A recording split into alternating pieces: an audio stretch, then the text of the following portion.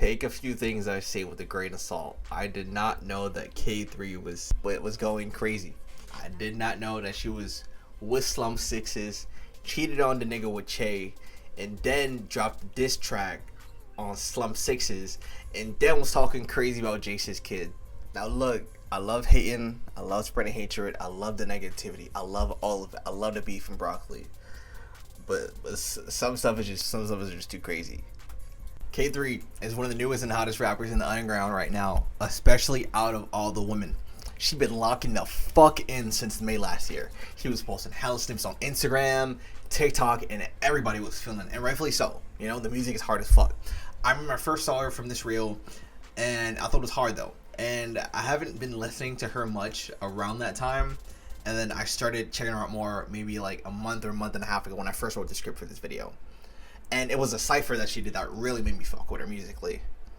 Now, obviously, rap in general is extremely male dominated. It's not even remotely a question. And nowadays, since pretty much anyone can make music nowadays, it's hard as hell to stand out. Which is why everyone has to have a gimmick or something special about them, right? Now, granted, you know, if you have a gimmick, 9 times out of 10, that's just gonna wear out super duper quickly, right? Dave Blunt's, he's just fat as hell, probably gonna die soon, sadly. Streams, you know, going down a little bit. Ice Spice, she just has ass and a bunch of bars about fart and poop. Album flopped, even with a Central C feature at pretty much his peak on Y2K, being brought out on tour with Nicki Minaj and hanging with Clan Kardashian and Kusa Rare, the nigga that was making all those gay parodies back in 2017, nothing but bangers. Not comparing to other rappers in the scene, right? Ignore the fact that, you know, I just put Kusa Rare in that group. Holy fuck, I gotta shoot myself for that. There's no way I did that. But at least you still get the point, right? Now look at... Fuck. Alright. Now look at Cemetery, Natspin, Two Hollis, Xavier Sobeys, Benji Bluebills, Sir Goose Creek, Rugrat, Skrilla, and a bunch of other people. No gimmick. No bullshit. Strong fan bases. They all have their own little thing that separates them on top of all of that. Cemetery makes emo garbage music that sounds fire sometimes. Don't punch me. Like you punch your fans, King Cemetery. Netspin, a little white boy with motion. Pretty much where Matt Ox would be if he started making music around 2022 or 2023 instead of like 2016. There is no Netspin without Matt Ox. Be so fucking real. Do not fucking lie to me, nigga. Now with K3, she's in a lane that's obviously been done before-ish, sort of, kind of. But the whole cutesy but aggressive, you know, female rapper thing, she's making it work, right? Now, granted, pretty much every other female rapper around this age, Ice Spice, BK the Ruler, Georgiana, Anisha, Caribou, and so forth, aren't exactly doing it the way that she does it. You know, Georgiana has the best voice with pretty chill beats that she's sliding on, if we're gonna be honest. Ice Spice, fat ass, with bars about just shit, poop, and fart. Ass is doing, say, about 75 to maybe 89% of the work, if we're gonna be honest. Molly Santana, you know, also deep voice, but I don't know how to describe her music, honestly.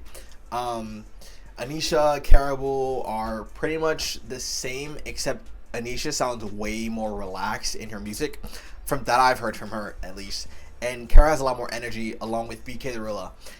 I honestly say that BK is the most flexible musically out of all the female rappers that I kind of just mentioned. Now when you look at K3, she's dropping consistently. She's not doing all that paying for promo BS like my goat too slimy, and she's not trying to pop out on everyone's stream all the time. Not trying to be on a Tylo stream, Kai stream, Playboy Max stream, even though it would fit really well with her and benefit her a lot. And doing other random collabs with random content creators. If she does do a collab, from once again what I see, it's 100% music related. And I'm talking, you know, On the Radar Freestyles, which is the new Lyrical Lemonade before they kind of fell off and lost all their motion, if we're going to be real. But just way less selective than Lyrical Lemonade. Along with cyphers, especially the one that she did with Benji Bluebills and a bunch of other underground rappers, which was hard as fuck, you gotta admit that. Right. Now with a few underground rappers, they just get on and start getting a little lazy. They drop music less frequently, not doing many features and not trying to get many features, not linking with other rappers, not trying to grow and stay on top of new opportunities, and just generally thinking that they're hot shit. I wouldn't say this is the case here at K3, right? She's pretty consistently dancing to her music on, you know, on IG Reels and TikTok and that godforsaken app. But she's pretty consistently dancing to her music and new music on IG Reels and that godforsaken app TikTok. On top of that too, she's dropping a song every, I'll say maybe 2 to 3 weeks.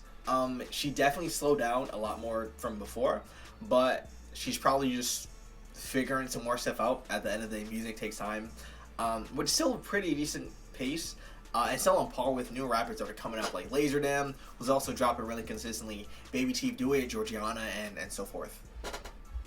A while ago, in a video, someone asked K3 who she wanted to do a song with, and she said Benji Bluebells. And you know what? Those motherfuckers got straight to work. I think they had the song out in maybe a week and a half and a video out for it in like 2 weeks. Quick as hell. One of the major things that One of the major things that a lot of rappers choose to ignore is that you can't take too long to drop, right? Let's look at Sofago, right? Sofago.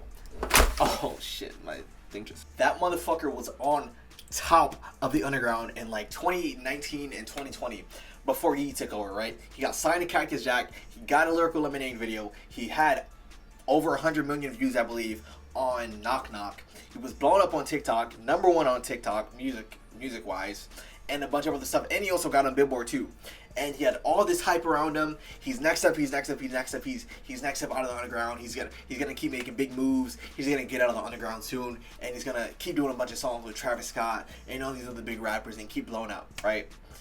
And then he waits 3 years to drop his anticipated debut album, and only sells 5K first week. That's a flop and a half if I've ever seen one, if we're gonna be real. I mean, shit, K3's doing her thing. You know, literally all she has to do is just keep doing what she's doing. Maybe drop a little bit more consistently. I haven't seen many songs drop by her since maybe like 4 weeks or so.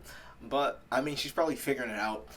You know, don't get a big ego. Keep focusing on, you know, maintaining and building good relationships with other producers, rappers, and other shit like that. And keep doing shows. And don't try to book venues a lot bigger than what you can handle.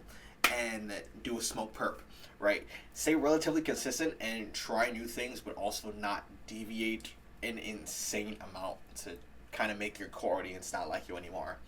If she keeps doing this, then by December, I guarantee she'll be around BK the Real's popularity. Absolutely guarantee it.